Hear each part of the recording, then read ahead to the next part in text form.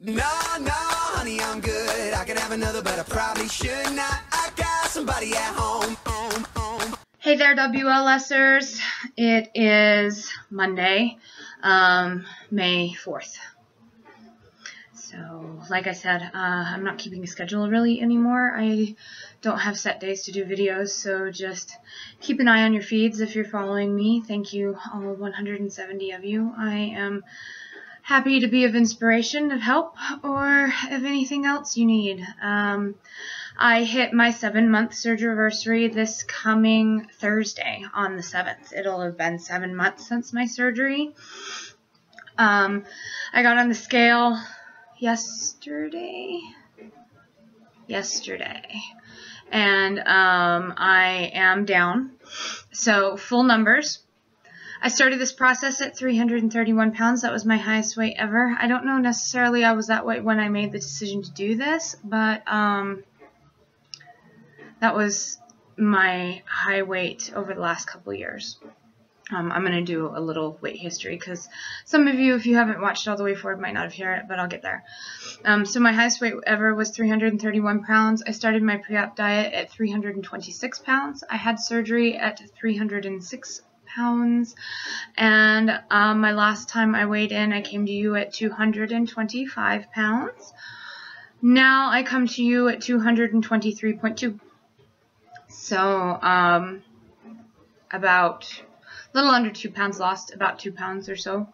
That's been pretty average for me now. I don't know if the slowdown is just, if I'm just at that point where it's going to slow down to more of a 2-poundish average rather than the 4 pounds that I used to be doing, or if it's because I am not logging perfectly. If you're friends with me on MyFitnessPal, you'll notice there's not a lot of activity these days. There's not a lot of food logging. Sorry about the shadow of my glasses on my face. Weird. There's not a lot of food logging going on my MyFitnessPal. Every now and then you'll see a half a day go in. I'm just trying to do a check-in and figure out where I am in my head to make sure I'm not way off. I'm still trying to put protein first. All of my meals include protein, and I always eat them first and deal with everything else that's on my plate later. I still plate to portion. Don't put more on your plate than you should eat. Just don't do it.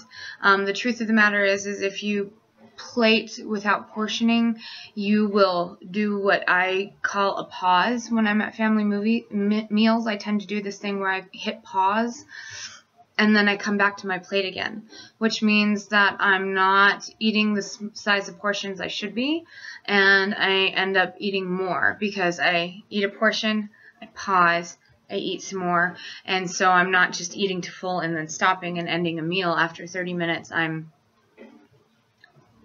like I said, eating more. So keep your plates to portion. I am in the process of moving in with my boyfriend. That is going very well.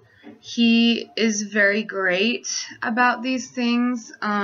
He has 2 kids, and he tends to cook dinner, and he's very interested in being very tentative and very asking me what I need. So that's really good. And he tends to plate my plates. He plates the kids, and then he plates me. And I've shown him, and he's learned a lot of things. I'm not saying you need to do this for your spouses.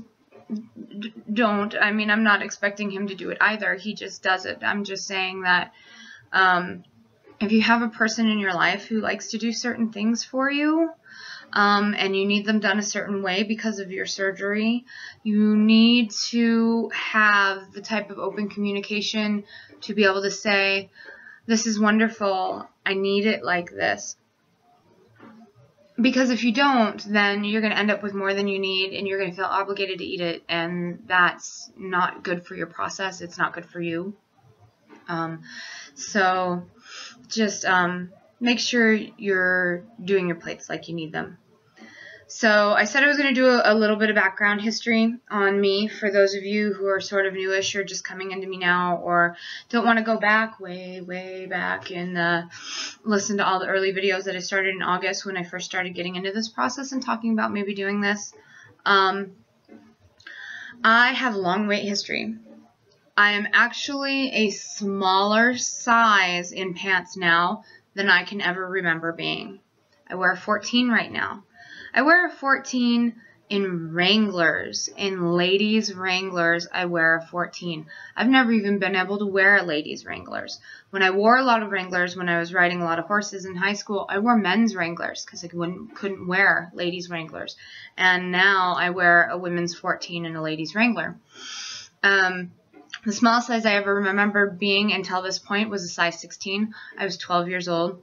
I only remember them because there were these horribly loud, short, yellow shorts that my mother bought me. That's the only reason why I remember that. But it's the smallest size I have any recollection of is a size 16. I weighed 220 pounds at the end of elementary school when I started middle school. So I am about 3.2 pounds. When I've lost 3.2 pounds, I will not only have hit 110 pounds lost, but I will officially be the lowest weight I have any recollection of ever being. From that point on, it will be new territory. It will be, I've never been here. I've never been this size from there on out. And I feel really good about that. Actually, I had a little bit of a mental block when I was trying to hit 100 pounds lost, and getting below a size 16. There was something in me that felt very, very frightened of being something I'd never been before. But now that I've gotten past that, I don't consciously feel any fear of that unknown anymore. So I did Nutrisystem, I did Weight Watchers, I did low carb, I did Atkins, I did all these kinds of things. I did them alone, I did them with my mother, I did them with my family as a whole, and the weight would come down and it would come up, and the weight would come down and it would come up. And eventually I just got to a point where I didn't even feel like trying any of that stuff anymore. I didn't want to try it anymore. Why would I want to try it anymore? It didn't have any lasting effect on me. And it was just this constant thing of, I could never live without it. I could have lived my life without thinking every minute of every day about everything that I'm going to eat ahead of time or as I went or counting and da-da-da-da-da-da. I'm still doing a mental count mostly right now because I still have like 70 more pounds that I want to lose. But I don't mind if it's a little bit slower process than it has been. I got from my tool what I was looking for. And I always kept saying, I just need a leg up. I just need that one boost into the saddle in order to get what I need, get moving. At a certain point, when you get to a certain size, when you get to a certain weight, you don't even know where to begin anymore. It's so far away and it's so much. And I just needed that leg up. I needed that boost, that push up, that one thing that was going to get me to a point where I felt like it was something that I could do now. And now that I've reached the point where it is me, I'm the one who needs to do it. My tool is helping me as much as it can. I need to help myself the rest of the way. It doesn't feel like I'm trying to run around the world anymore. And that's an amazing thing, to not feel like you have to run around the world anymore, because your tool has gotten you more than 50% of the way there. You have to work with it. I will fully admit that my working out has been non-existent. However, I have a different lifestyle now. I have a different mentality toward how I live my life now. Food dominated my existence. I still love food. I still consider myself a foodie. I love food. I love good food. Just get to love it without feeling like a glutton on it and without having to gorge myself on it. I can just love it. And that's a wonderful thing. Food dominated my life. My life was, what am I eating for breakfast? What am I taking for a snack with me? What am I going to do for lunch? What am I going to do all the day, all the time? Now I wake up and think about things like, it's 70 degrees out day. Do I want to take a hike? Or do I want to take a swim? Or how much of the house cleaning can I get done today? Or da-da-da-da-da. Even if I wake up on a day when I have absolutely nothing to work on, nothing to do, which never happens. There's always something to do. But when I feel like I don't want to do anything, and I hit the couch, you know, those lazy days where you just throw something on the TV and you want to marathon through it and not ever move, I can't do that. I cannot wrap my head around just being on the couch an entire day. So that is a new thing.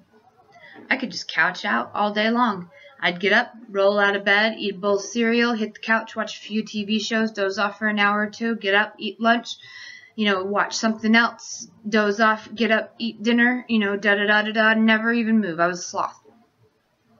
I can't do that anymore. I have to breathe air. I have to get out. I have to see things.